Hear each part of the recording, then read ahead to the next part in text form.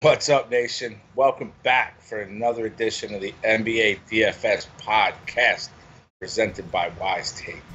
I'm joined once again by the Alpha, the OG, the original, the number one, the man, CK013. Find him on Twitter at CK_013. What's happening, CK?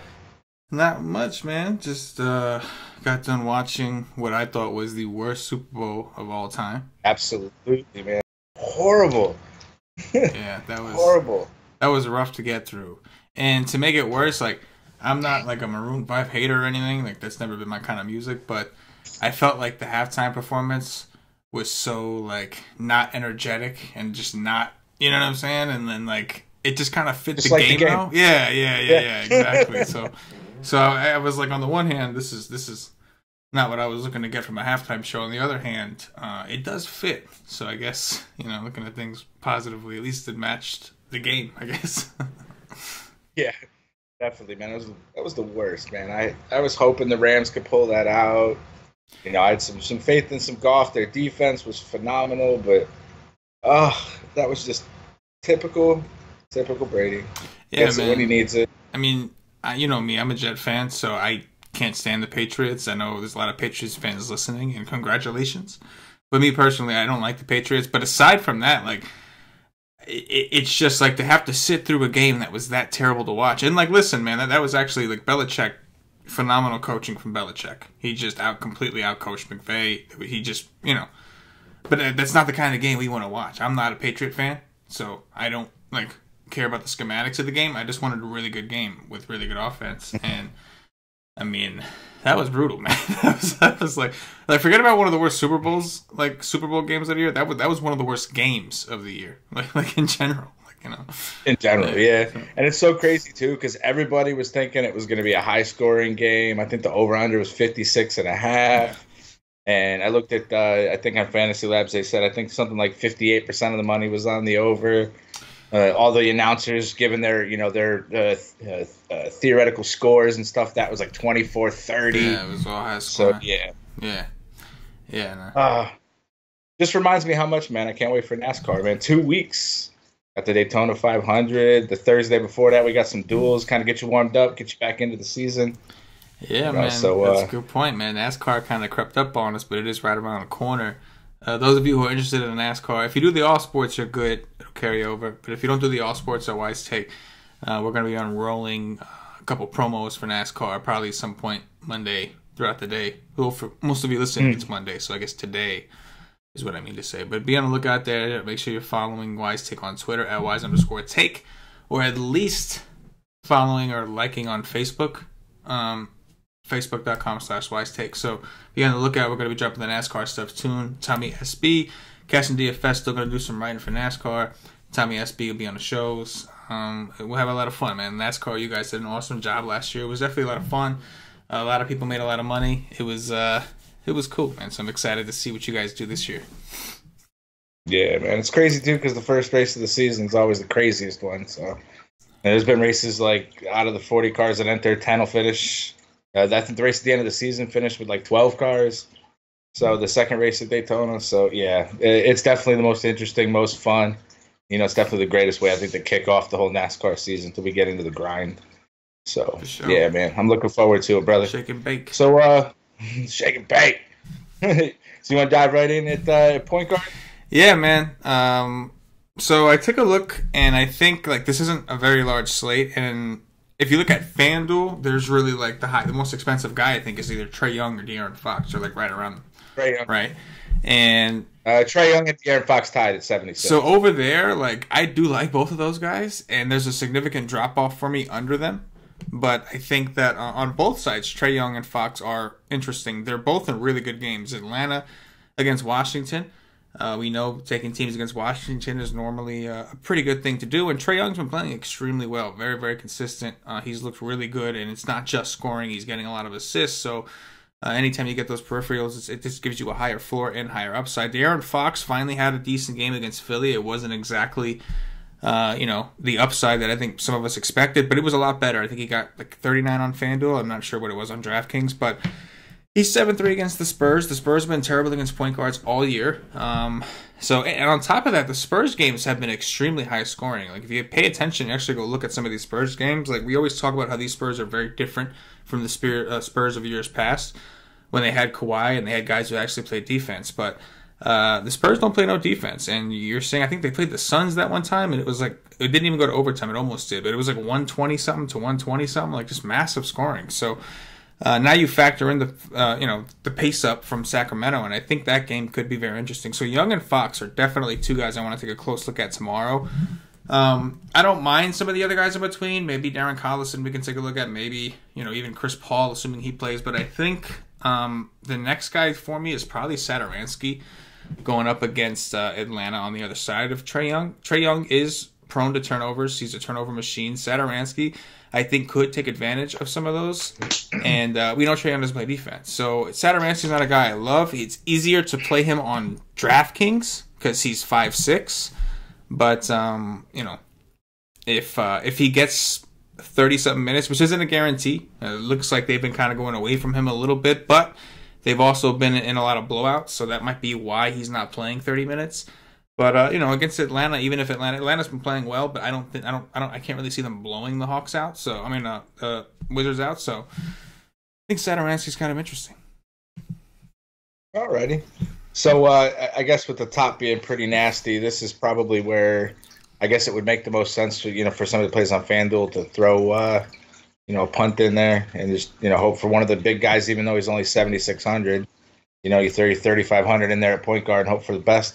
So anybody down there under 5K that might fit that bill? It's rough, man. Like I agree with you that like if you don't want to play some of the point guards, like a lot of these guys are playable.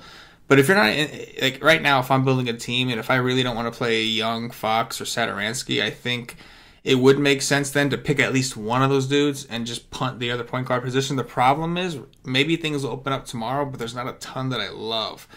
You got your Corey Josephs, Tim Frazier, and Frank Jackson are viable. Jackson is more in the price range of a FanDuel punt at 3.9 over there. But they are inconsistent. He could very well, any one of those guys could end up being your lowest scorer. They play so up and down. But, Frazier got 27 minutes in the last game, but then he only got like 20 in the game before that. And it's just, you don't know who's going to be the guy. So there is some concern. They're viable. And outside of that, there's really not a lot that I like in Value Town. I think that Bledsoe is probable, so George Hill kind of gets pushed aside. I think like Bryn Forbes is kind of interesting. And then you're looking at like Kelly Okobo, who finally had a good game after 3 terrible games, and he's got Chris Paul on the other side of him. I don't see a lot that I like. I think on FanDuel, maybe Jeremy Lin might be one of the, and like even him, his minutes have been way down, 10 and 13 minutes his last 2 games. So it's rough. Point guard in general doesn't look all that great, but I think as of right now, if I can find better punts elsewhere, I may try to settle for one of those 3 guys or 2 of those 3 guys. I guess on DraftKings it's much easier, like 5-6 for Satoransky. I actually like that in general. You know what I mean? Yeah. So just to recap, who were the 3 guys down there in Value Town that you said were viable but not good plays overall? But yeah, I mean, like it's not that they're not good plays; it's that they're riskier. Like they're riskier plays. Like on FanDuel, it's a little easier to stomach these guys. But like Tim Frazier, I'm assuming Elf is still out and they're still depleted. So Tim Frazier, Frank Jackson. They're on the same team. Frank Jackson is like, if he dropped, his price isn't really going to be like, you don't really want to drop anybody over 4K, hypothetically. I mean, you can, but you want your drop score to be one of your lowest price players. So Frank Jackson would make more sense if you're worried about the drop. So it's like, it's kind of ugly, man. Kind of ugly. All right, man. All right, so I guess let's get out of there quick. Let's get over to shooting guard, man. What you got up top? Yeah, so we got another James Harden slate. James Harden was fairly low owned in that game against Utah when Chris Paul rested, and he went out there, did his thing. He did happen to get like 4 steals and 3 blocks out of nowhere. He had like this massive defensive statistical game, but I think the main reason that he did what he did was because Chris Paul was out. So now that Chris Paul is in, I'm inclined to kind of back off, especially considering they are playing Phoenix, a team that is not very good. So there is some potential blowout risk here as well. We did see the Rockets were in a blowout, I think they blew out Utah, or was it Utah or Denver? I don't know. And regardless, with Chris Paul back and the fact that shooting guard happens to be one of the more loaded positions on the slate, I'm gonna try to go elsewhere. Although that could be what other people are thinking. Maybe that's a mistake, but I'm just gonna use the Chris Paul's back excuse to not pay for a 13-8 or a 12-9 player. Yeah, they blew out the Jazz 125-98 today. Right. Or yesterday. And that was without Chris Paul, so he did everything. And 39 minutes in a blowout, though. That'll make you think. After that, we have the Bradley Beal's in a very good spot against Atlanta. I don't like his price. I think he's a little too expensive because I think he's a little more scoring dependent than I'm comfortable with. But it is a really good matchup against Atlanta, a team that he's had success against in the past. Devin Booker's kind of been on a roll. The issue here also is his price. He's up to $9K, so I'm a little concerned. Drew Holiday at 8.7. I like the price of 8.7. This is on DraftKings, of course. I probably should have specified which side I was referring to. On 91 over on FanDuel. Right. So that's not terrible for FanDuel. But Holiday's interesting because with Elf out, he plays a lot more point guard. He facilitates more, so the peripherals are going to be there a little bit more often. We know with everybody out, he's got plenty of shots that he can take. Indiana is normally a good defensive team, but ever since Oladipo's been out, they've just looked like a mess, like a complete mess. So in the meantime, I do think that I think New Orleans could play pretty well in this game, and I think in that situation, Holiday should be the main benefactor of a lot of these things. He works really well with Jahlil Okafor as well. In terms of assists. I think that D'Angelo Russell is very interesting. He's coming off of a poor game, but he's playing Milwaukee. That's a team that does give up a lot of three-pointers, and that's because they want to give up a lot of three-pointers. They collapse anytime somebody comes in. They rather give up the three ball. So his price is 7.9 on DraftKings. That's pretty low on a site where you get 3-point bonuses as well. And on FanDuel, when you compare his price to the Bradley Beals and the Drew Holidays, he comes in very cheap at 8.5. You're getting a pretty good discount there. So, again, this position is pretty loaded here, man. DeMar DeRozan, I know, hasn't looked good, but his price is really low on DraftKings. He's 7.5. FanDuel, he's 7.8. He's playing Sacramento. Before he got hurt, this dude was putting up 50s and 60s. I know he didn't do it as often. Rudy Gay was there, but these are all guys that I think we have to consider and are in pretty good spots. All right. Is that all you got up there above 6K? Yeah, that's a lot to work with. I don't think there'd be a ton else under that I would want unless there's some sort of injury situation. The Monte Morris I should probably discuss. They're playing Detroit. So on FanDuel, he's a shooting guard. On DraftKings, he's point guard, shooting guard. So with Harris and Jamal Murray out, him and Beasley have just been smashing every day. And Monte Morris is just putting up monster numbers. So he is in play if Jamal Murray is out again. Gary Harris, I believe, is out. Jamal Murray, I think, is questionable. So if Jamal Murray is out, I think that we can consider Monte Morris, at least on FanDuel where he's 5'8". I still don't know if I want to totally trust, a 6K price, over 6K on DraftKings for him. But, yeah, if the injuries line up, sure. He's been playing absolutely well, and I probably shouldn't overlook him. All right, man. What do you got down there in Valley Town? Oh, let's take a look. A similar story, I think. Well, Beasley's the first guy. Beasley is 5'5" on DraftKings. Don't love that price, but again, he's performing and he's got upside. And if his floor is going to be around 30, whenever he gets these many, this type of role with both, again, Murray and Harris out, then I think that we can take a look. On FanDuel is where I like him, though. He's 4.9 over there, so he's still not too expensive. I think he is. How much? 4.9. Okay, yeah. 4.9. Yeah. For Beasley against Detroit, this is actually a pretty good spot for him. We've seen perimeter shooters do well against Detroit. Makes sense, right? Blake Griffin, Andre Drummond, the Twin Towers down low. So rather than combat that and try to get to the rim, it usually is a little bit easier probably to play against like Reggie Jackson and take threes. So I think that I think Malik Beasley's in a pretty good spot here in general.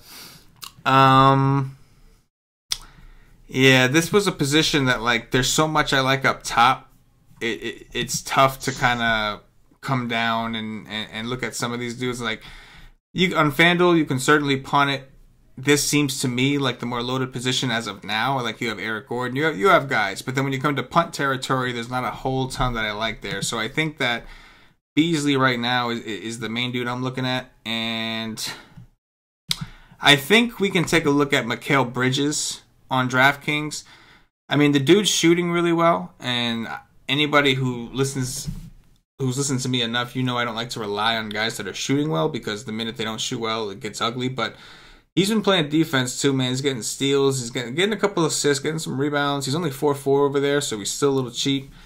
I could ride with him there. I'm sure he's small forward over here. But, aside from that, I was going to save this guy for, I'll save this guy for small forward, actually. Yeah.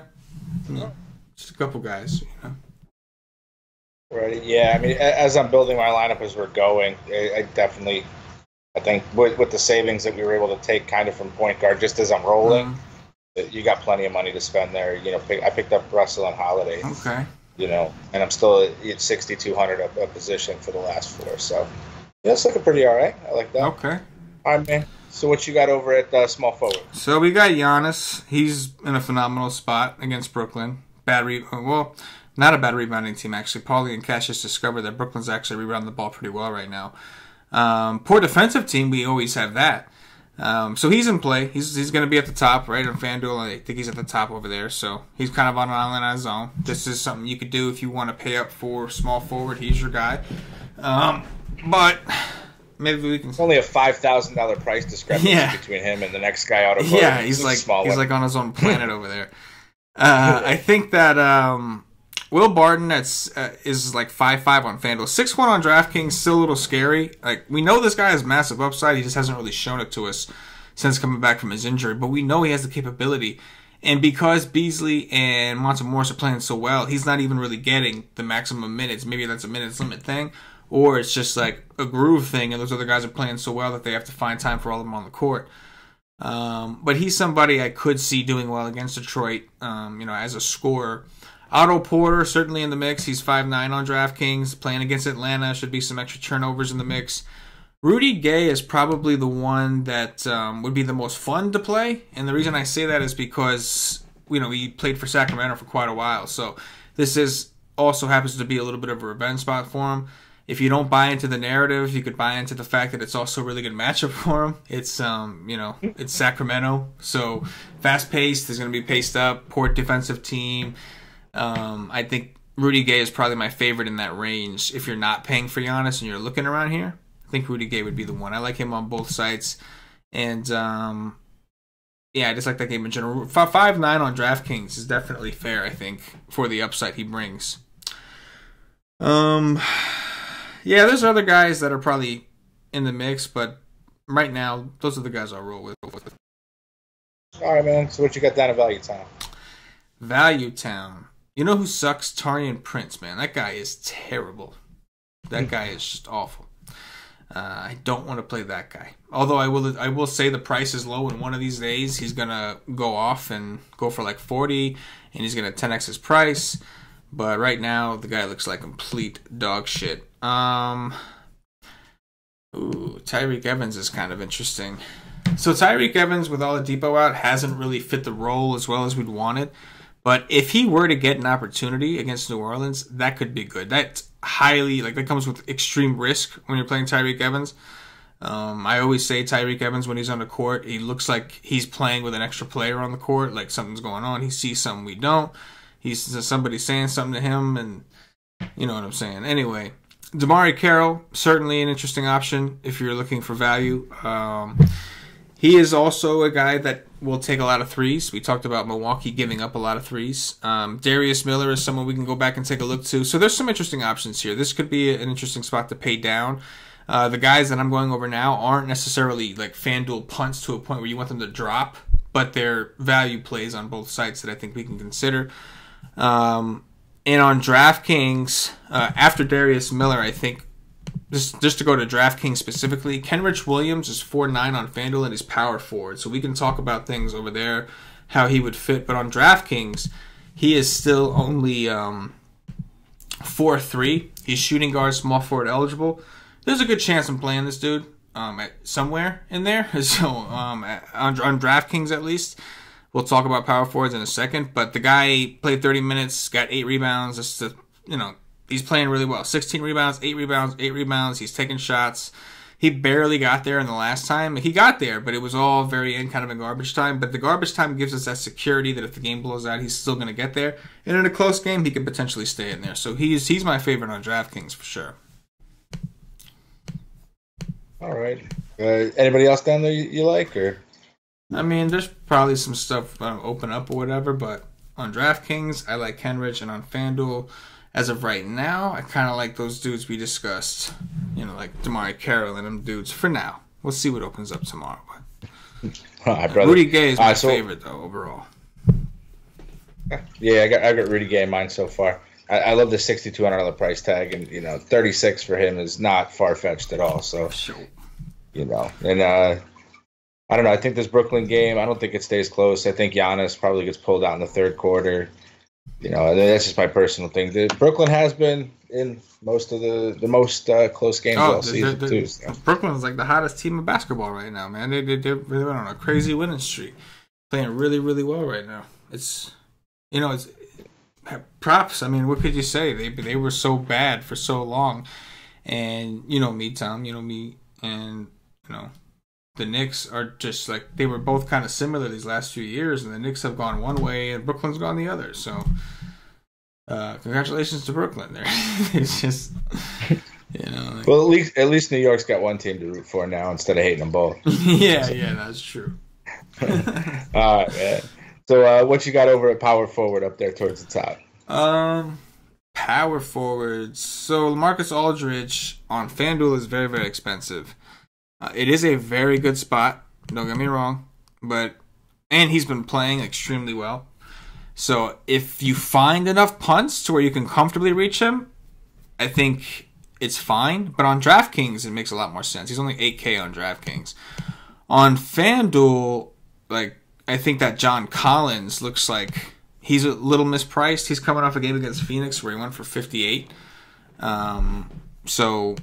Yeah, I think on FanDuel that makes sense. My favorite, however, and this, I want to know how you feel about this because you'll talk about his FanDuel price. But on DraftKings, Mr. Kenneth Faried, aka the Manimal, Y-State Nation favorite, is only 7K, 7K, which is just automatic. The only thing that would have been better if he was 7.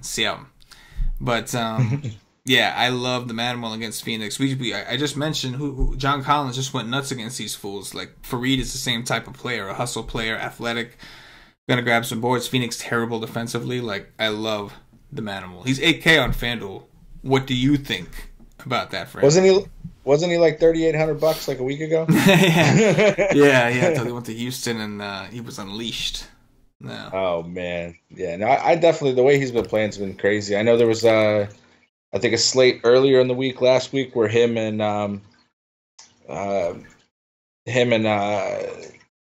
what's his face? I'm brain farting.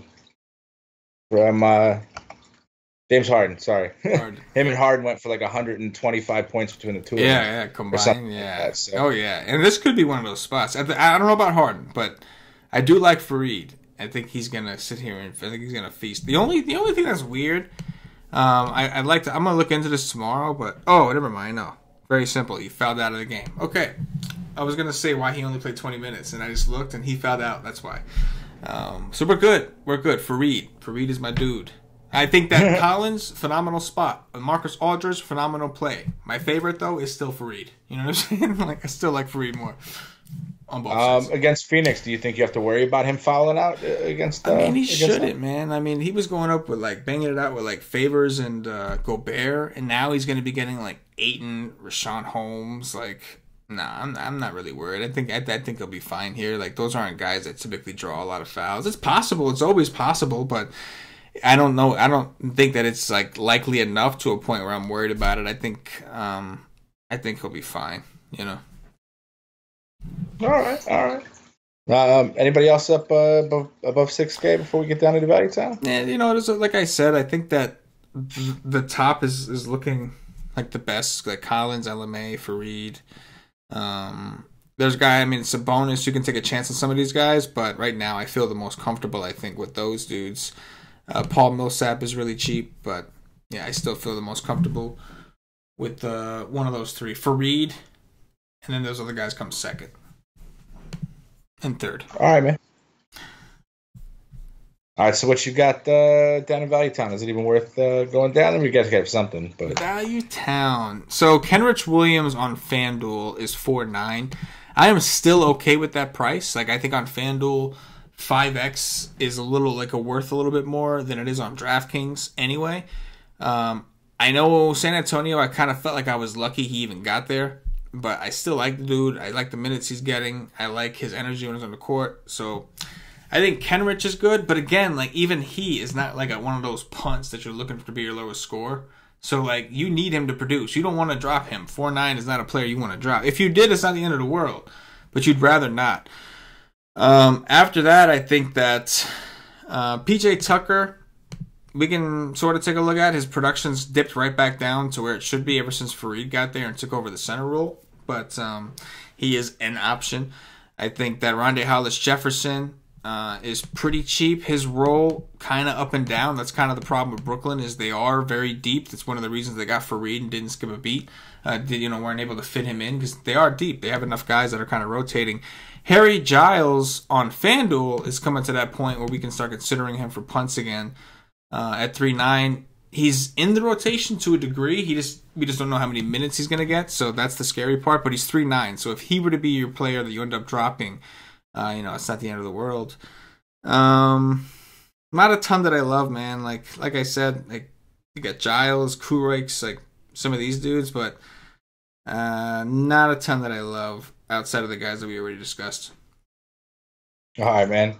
So last but not least, we got center, which you got up there towards the top. Real quick, I didn't realize on DraftKings, Sabonis is 5.5. That is a very good price. Again, I know he's playing like shit. He's not doing his thing. He's not doing the dirty, but we know this guy has 40 to 50 point upside, and he's 5.5. So think about that for a second.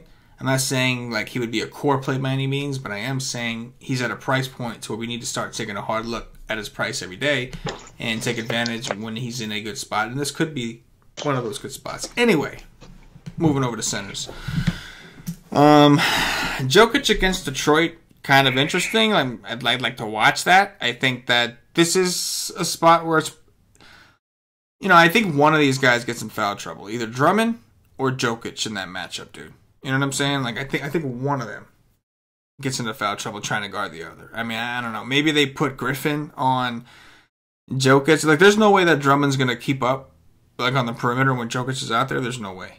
So he's in a good spot. However, Drummond is a strong dude on the offensive end. So like, I don't think Jokic is strong enough necessarily for Drummond either. So I think one of them gets into foul trouble, and the one that does not get into foul trouble probably feasts pretty good there. So I'll let the research, we'll dig into that a little bit tomorrow. After that, Jahlil Okafor 7-1 on DraftKings. I think he's like, what is his price on FanDuel, Tom? Okafor? 75. Either way, still fine. Turner's defense has improved this year, I'll admit that, but Okafor's usage right now is just so high on that team. He is certainly an option. I think that Miles Turner on the other side of that, in a pretty good spot. He's been kind of playing like a douche too, along with his buddy Sabonis. But New Orleans, a very fast-paced team, going to pace him up. Without Anthony Davis, there's more rebounds to go around. So I think Miles Turner's in the conversation. Willie Cauley-Stein is my dude. I always like Willie Cauley-Stein. Like him again today. San Antonio, centers destroy San Antonio. We got options, man. This is here we go. I got one for you, Tom. Brook Lopez, revenge. Brook Lopez, back in Brooklyn, playing the Nets, who are terrible against centers. Probably more of a DraftKings thing because he's 5'4" and you get the bonuses for 3-pointers. But, yeah, Brook Lopez, revenge. If you remember, that was when you first moved to Jersey, right? Like, he was like the whole offense. Like they had nobody else, and like Brook Lopez was their headline player. Like he was doing everything there. So, it's funny. Like he hasn't had a role like that since he left. But to him, maybe Brooklyn's a big deal. Like he was there and he was the guy for a long time, for a few years over there. I think a couple years at least. Yeah. I don't know, man. He looks like he's had too many concussions. I don't think he has the ability to have any more revenge narrative. I don't know, man. Yeah. So, and I mean, the fact is, Cauley Stein's $300 cheaper. It's like, it's tough to pull that trigger. Absolutely on FanDuel for sure. Very, very hard to pull that trigger. On DraftKings, I still am gonna Cauley Stein's $400 more on DraftKings, and I still have a hard time not picking Cauley Stein. But it's it's fun to point things like that out, though. Yeah, I mean, definitely narratives, dude. I found that NASCAR is all about narratives, man. Like take for instance, even the Daytona 500, for instance, like the first Daytona 500 when it was sponsored by Monster Energy, Kurt Busch won in the Monster Energy car. The last one last year, the freaking it was the 20-year anniversary from when Dale Earnhardt won the Daytona 500 in the 3 car. And then who goes out and wins? The 3 car. It's so if you could find those big narratives too. I saw it played out a little bit, last year with the Mr. Short Tracks with Martin Truex. Mm-hmm. So I don't know, man. I definitely like to play the narratives when I play NASCAR. So and I've seen it work out in DFS and in other sports as well too. So yeah, man. I like narratives from here to there, but I don't think I could spend the $300 on Brook Lopez if I got Cauley Stein at 6,100. It's like I don't blame you at all, my man. I don't blame you for that at all. Totally get that. All right, man. So what you got down in Value Town under Cauley Stein? Not a ton that I think I really like. On DraftKings, you got like Alex Len. All right, well, how much is Alex Len over there? Is he like in punt territory? Is he in the 3s? Alex Len, 45. Nah, okay. So like, I guess that's an option, but that comes at risk. And again, 45 is not the ideal drop player, but 4-2 on DraftKings, in my opinion, goes a little further because of how tight the salaries can be over there. So he's certainly an option against Washington. It just comes at risk. That's all. You got to understand it comes at risk. The rotation between him, Collins, and Dedmon is just a nightmare. Ed Davis on DraftKings we can consider. He's played well, coming off a really good game. Milwaukee, I don't know if that's an ideal matchup. Milwaukee is a very good rebounding team, so I don't typically love to take too many bigs against them unless it's like a Drummond or some kind of rebound freak, because Giannis just grabs so many fucking boards. But I don't think I really see a ton down here that I would be interested in, at least not as of now. Maybe I'm missing something I'll find tomorrow, but first look, nah. How's Nene been with Capella out? Nene. I don't know. Nene. Nah, man, that dude just don't really play enough, man. Well, 17 minutes he got it. Oh, that's because Fareed fouled out. Yeah, if Fareed doesn't foul out, he's realistically gonna play like 12 to 15 minutes.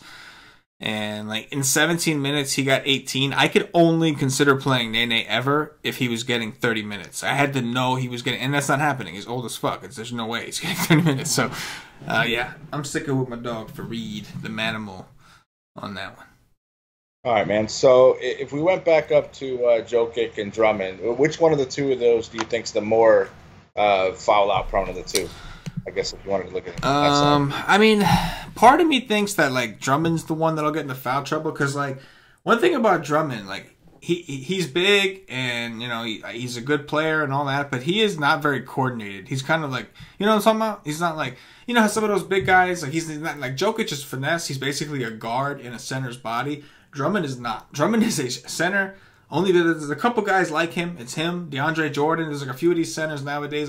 All the other centers are going to this direction of like the Jokic's and doing things like Embiid and all these guys. And then you got guys like Drummond and DeAndre Jordan who people foul intentionally because they know they can't shoot. Who, you know what I'm saying? Like those kind of guys. So like you would think it would be Drummond getting into foul trouble, trying to like having poor footwork, trying to cover Jokic or stick with Jokic. But at the same time, I also believe Jokic is going to have a hard time like covering Drummond when Drummond decides to just get aggressive and take it to the hole. That's not really a strength of Jokic, So it's tough. If I had to pick one now, I think I would say Drummond would be more likely. So I guess I would do a slight lean towards Jokic. Yeah, Denver loves Jokic, man. You remember down there in Denver, they got the billboards everywhere. Yeah. Yeah. But I mean, you could roll if you needed to on FanDuel. I don't hate the idea of rolling with Cauley Stein. I normally only like him on DraftKings, but in this matchup, I don't hate the idea of rolling with Cauley Stein either. I know you're building a FanDuel team, right? Yeah, I got Cauley Stein in, so we'll see. It's I got 2 positions left, and I got yeah, the value is like tough. The value 50 is yeah. So who are your punts? I only have 1 punt so far, and it was just Jeremy Lin. Okay. Point guard. And like you hope he's your drop score. That's fine. You hope he's your drop score. You know, that's all good. Right. All right. Exactly. Well, I guess that's it for the position by position. So we're gonna jump into our top 3s here in a second. But CK, why don't you tell all of our listeners out there how they can become part of the best DFS community, nation, world, whatever you want to call it, man. It's awesome. Yeah, guys, make sure you check us out at whitestake.com. We are a DFS content provider. We're going to help you build your teams. We're going to help you, give you content to allow you to build your own teams. We don't sell lineups. We give you content. We give you high-quality content, articles, cheat sheets. We have projections. We do a 2-hour live stream before lock. And this is all whatever resource you need, whether you're able to take advantage of all the resources or you're in a jam and you can only afford to get one. Like you're going to reliable information. You're going to people that know what they're talking about, know what they're doing, have done the research already, and you could sit there and say, I'm gonna build a lineup using Paulie's cheat sheet, or I'm gonna use a lineup using the core article or the tournament article. If you're playing cash games, we got a cash game article for you to give you as a guide to help you in that process. And like the biggest part of us is really the community aspect. So I'll say this, like if you want to try a day pass, go for it. $2.50 gets you in for a day. You'll get all the content for one day. You'll get all the content I mentioned. You'll get that for the day. But you won't get access to the Slack chat, and that's a real big part of what we do is the community aspect of it. So I implore you, if you do like the content, if you are satisfied with the content, I implore you to sign up for the monthly membership or higher. It's really not bad. It's like $24.99, and we have promo codes running around every so often you can grab. But that'll give you access to the Slack chat, and that's really where you can really perfect your craft and also just have a place to bullshit with the guys and the girls. We have female members as well. The guys and the girls in the chat just commingling. At the end of the day, it's about DFS. After hours, whatever happens, happens. You know when if you don't got no thick skin, it does get a little crazy. If you don't got thick skin, don't go in there after dark. But aside from that, like during the day, it's all business, man. We got the men and the women of the Wise Take Nation are in there, going over things, exchanging information, critiquing each other's lineups, just talking about the slate. And we got Thunder Dan, one of our writers, and Stevie Brown are in there all the time. I know I try to get in there a little bit more. I've been pressed for time trying to get ready for everything, and NASCAR's coming up. Every time I turn my shoulder, there's something other project I have to do. But I do encourage everybody to make sure they get in there and become a part of it, because it really is a community, man. It's a phenomenal thing to watch people come in here, learn about the game, see how they grow, and see where they are, and through the ups and the downs, and see them stick together and encourage each other and all that, man. That's what it's all about, man. I mean, it makes it fun, and it makes you feel like you have a place to be around people that are like you and have a common goal. So join the nation, man. Today. Did you just get that Twitter buzz that we just got, man? Bitcoin protected. He's a member. Just won 9 G's on the NFL today, man. They're a 3-way tie for first. 3-way tie for first. No shit. Heck yeah, and he's got the logo up, man. What's up? All right, man. That's always nice to see. Hell yeah, man. So it's always a good way to get close to the end of the show and get something huge like that, man, because that's what we do here, man. I know Cash and Brewmedic and all those guys and Stevie over on the on PGA again this week. A bunch of people winning this week, man. I think they're 3 for 3 in the first 3 games of this season for golf too, man. So it's been wild, man. It's a good place to be. If you guys aren't a part of the nation, dude, I've been here since the start, man. It's a great place to be. Working here, hanging out with the members, being in the Slack chat as well. It's just always fun, man, and it's a good place to get all your info from. So, you guys definitely got to try it out. So, all right, CK, you ready for getting the position by position over there, point guard? Yeah, top 3. Top 3. Sorry. No, you're good. I'm gonna go with De'Aaron Fox, Trey Young, and Tomas Satoransky. Alrighty, man. So what do you got over at shooting guard? Let's go with let's go with.